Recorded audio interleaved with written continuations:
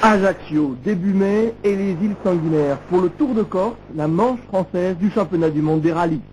Une des nouveautés de cette 4e manche du championnat constructeur, c'est Michelin qui nous la donne avec le fameux ATS, enfin visible à l'air libre. L'ATS, c'est l'appui temporaire souple, et c'est en fait cet anneau de mousse expansé qui, comprimé à l'intérieur du pneu par l'air, remplace celui-ci en cas de crevaison. Les conséquences chronométriques sont alors pratiquement réduites à néant.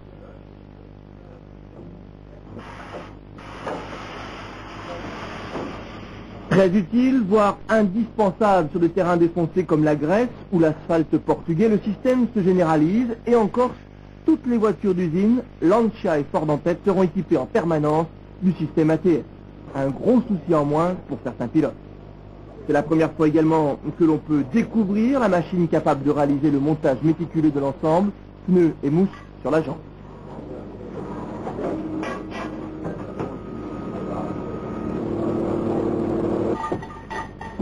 En règle générale, 1 ou 2 jours avant les vérifications techniques, les écuries procèdent aux derniers essais. L'occasion pour les pilotes de vérifier leur voiture de course et de peaufiner leur réglage. Mickey Biazon est le premier à tester sa portière à Cosworth sous l'œil amusé de François Delecourt. Minute, là, 2 minutes, la poussière, 1 minute.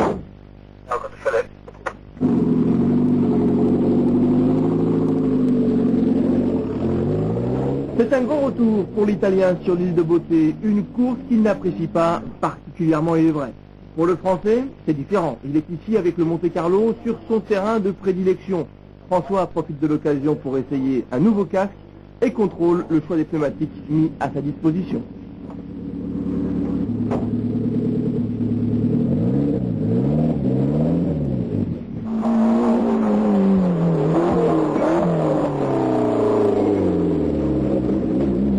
Au retour, les pilotes comparent leurs sensations et modifient si besoin les réglages de leur force.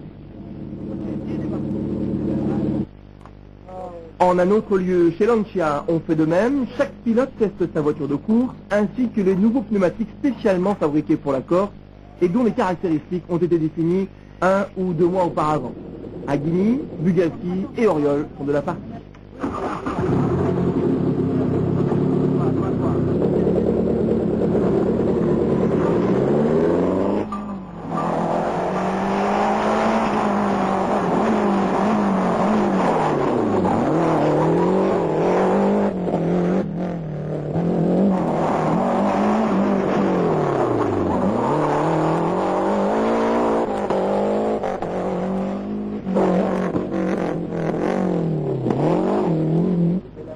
Par contre, pour pas être monté depuis un moment, il y a quand même en moteur fait le progrès, très progrès. Voilà. Le moteur fait le progrès, le moteur est plus souple, la boîte est beaucoup mieux. Non, Patrick Landon n'est pas le nouveau coéquipier, le nouveau navigateur de Jean Ragnotti. C'est juste histoire de voir si la voiture évolue, tout comme le pilote. Allez, on quitte les essais pour se retrouver aux vérifications avec les traditionnels pronostics des pilotes. Je crois qu'il y a Didier Auriol, François Delecourt et Carlos Sainz. Je crois que Didier va faire un bon coup là. Didier Auriol, sans trop de problème à mon avis. Un grand favori Auriol. Moi je fais confiance à Sainz, je verrais bien trop l'ancien sur le podium à l'arrivée, c'est parfait. Je peux la main, fait Didier. Moi je dis toujours Didier Auriol. Schwartz, Sainz. Sainz. I don't know. Je ne connais pas les autres, donc je connais pas les noms. Donc on verra bien, je ne sais pas du tout. On peut sourire aux grimaces et aux jeux de cache-cache des pilotes, c'est selon l'humeur de chacun. Toujours est-il qu'Auriol réalise le premier scratch.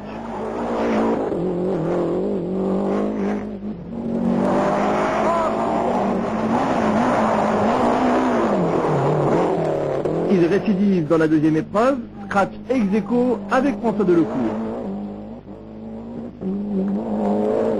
Attention.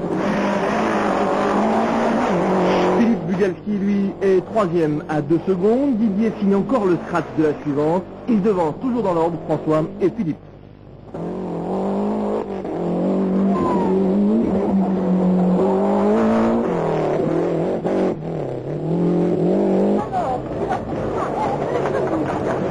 Au contrôle horaire de la 4e spéciale terme de cette première et courte étape, le Lutin Cévenol poste sa Lancia en tête de la course. dit cette première étape. Bon, j'ai attaqué, celle-là j'ai attaqué un peu plus. C'est bon. La voiture, là? Bien, bien, les pneus fantastiques, la voiture bien, le pilote bien, le copilote bien, tout va bien. Ça va.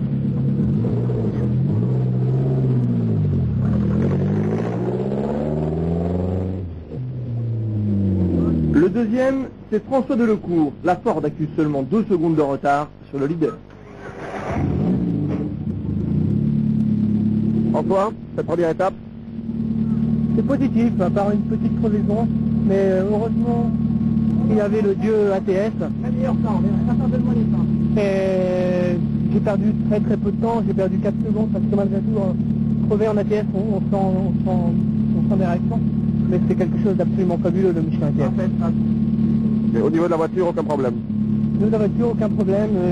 Je me suis retrouvé un moment quand même dans une baignoire, dans la deuxième spéciale, j'avais les pieds, quelque chose qui coulait, j'ai eu les pieds, tout était trempé, mes pieds glissaient sur les pédales. Mais c'est un beau rallye, c'est ouvert, il y a beaucoup de bagarres, et il y a des gens comme Bugalski et Aguini qui font des choses super. Ça c'est bien pour le sport.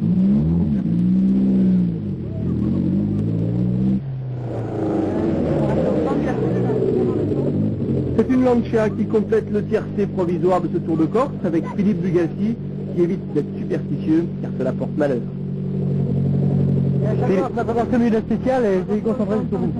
Sinon, cette étape? L'ensemble ça a été, mais bon, c'est dur. Et tu t'es arrivé? Un chat noir qui a traversé la route, on l'a écrasé et je m'a déconcentré jusqu'à l'arrivée. Sinon, comment ça va la voiture? Moyennement bien, on a eu beaucoup de problèmes de suspension, on a failli sortir à plusieurs fois sans trop attaquer, donc maintenant on va rentrer et régler le problème.